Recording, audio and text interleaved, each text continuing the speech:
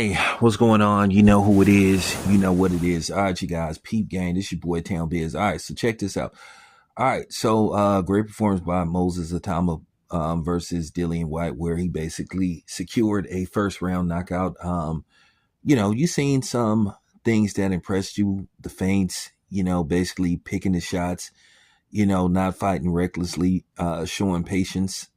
At the end of the day, there's a such thing as showing patience and then just swinging for the fences, wasting punches, just throwing meaningless combinations, trying to win rounds on activity. He basically took what was there for him and basically it paid off and he still got Dillian White out of there in the first round. Now, people are asking who should he fight next. Please don't say that he should fight Usyk. Come on, man. Stop it. Let's not disrespect Usyk like that.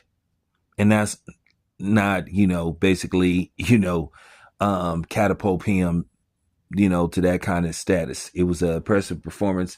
There's some other people out there he could fight. Let's see how he does against, guys like Joe Joyce and all those type of dudes. Um, Zhang. It's quite a few people out there. I don't even think, Derek Shatur, those type of dudes. Let's see how he fares against those type of guys. I don't even know at this point would he be, um, you know, able to beat Joseph Parker. I don't even know if he's feasible for Joseph Parker. Like I said, it's levels to this stuff. And keep in mind, this guy's 20 years old.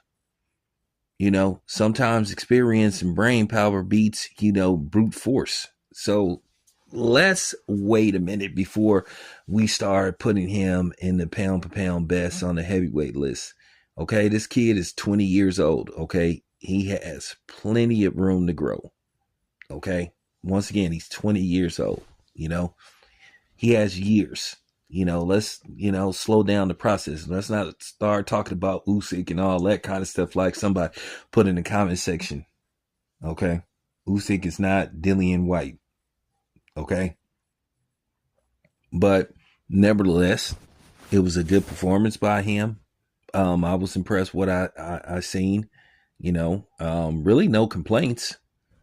I'm not gonna say he needs to work on his defense. I mean, at the end of the day, it's learning on the job.